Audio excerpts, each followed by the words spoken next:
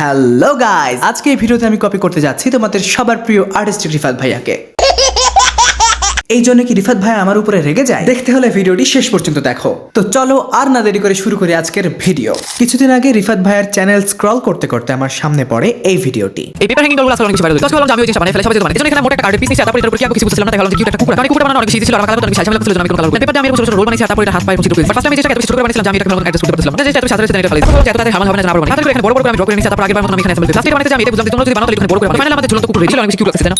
তো আমিও বসে পড়লাম এটি বানাতে। রিফাত ভাইয়ের দেখানো নিয়ম অনুসারে প্রথমে একটি কাগজের উপরে কুকুরের মুখ, হাত, পা আঁকিয়ে নিলাম। যতক্ষণ এটি বানানো হচ্ছে ততক্ষণ তোমরা ভিডিওতে একটি লাইক করে চ্যানেলটিকে সাবস্ক্রাইব করে দাও আর পাশে থাকা বেল আইকনটিতে একটি ক্লিক করে দাও। এবার আঁকানো শেপ অনুযায়ী আমি কাগজটিকে কেটে নিব। তারপর এর উপরে ছোট ছোট করে কাটা কিছু কাগজ লাগিয়ে দিব আর কুকুরের হাত, পায়ে কাটা অংশগুলো এটাতে লাগিয়ে দিব। তাহলেই তৈরি আমাদের আর্টিস্টিক রিফাতের কপি করা একটা ছোট্ট DIY ক্রাফট। এখন তোমরা কমেন্টে জানাও এটি কেমন হয়েছে। কিন্তু আর্টিস্টিক রিফাতের কপি করার জন্য আর্টিস্টিক রিফাত আসলে কি আমাকে কিছু বলেছে? জানার জন্য এই ভিডিও নিচে কমেন্ট করো পার্ট 2।